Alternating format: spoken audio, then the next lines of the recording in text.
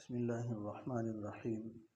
قرآن پاک میں اللہ تعالیٰ کا ارشاد ہے کہ وَلِلَّهِ الْأَسْمَاءُ الْحُسْنَىٰ فَادْعُوهُ بِهَا، کہ اللہ تعالیٰ کو اس کے اچھے اچھے ناموں سے پکارو۔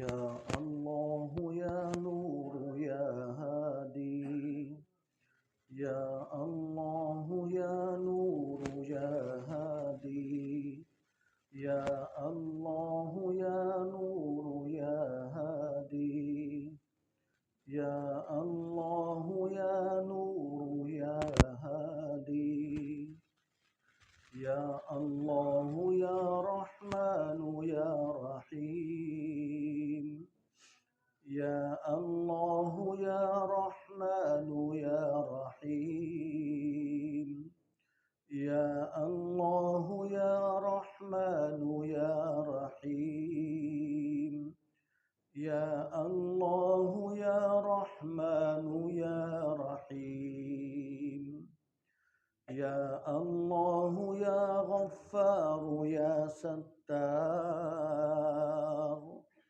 یا اللہ یا غفار یا ستار، یا اللہ یا غفار یا ستار، یا اللہ یا غفار یا ستار،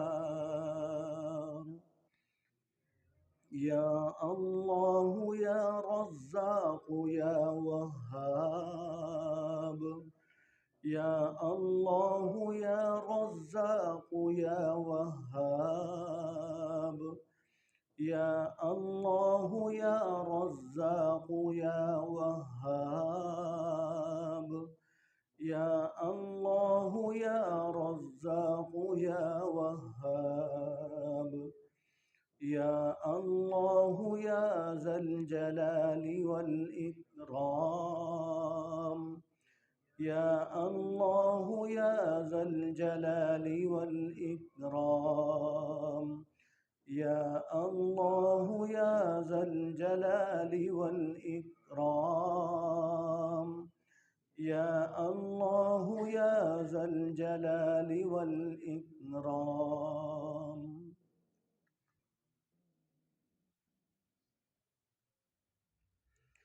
تیرے سوا معبود حقیقی کوئی نہیں ہے، کوئی نہیں، تیرے سوا موجود حقیقی کوئی نہیں ہے، کوئی نہیں، تیرے سوا مشہود حقیقی کوئی نہیں ہے، کوئی نہیں، تیرے سوا مقصود حقیقی کوئی نہیں ہے، کوئی نہیں۔ اب تو رہے بس تادم آخر ورد زباں اے میرے الہ، لا الہ الا اللہ، لا الہ الا اللہ۔ یاد میں تیری سب کو بھلا دوں، کوئی نہ مجھ کو یاد رہے، تجھ پہ سب گھر بار لٹا دوں، خانہ دل آباد رہے، سب خوشیوں کو آگ لگا دوں، غم سے تیرے دل شاد رہے، سب کو نظر سے اپنی گرا دوں، تجھ سے فقط فریاد رہے۔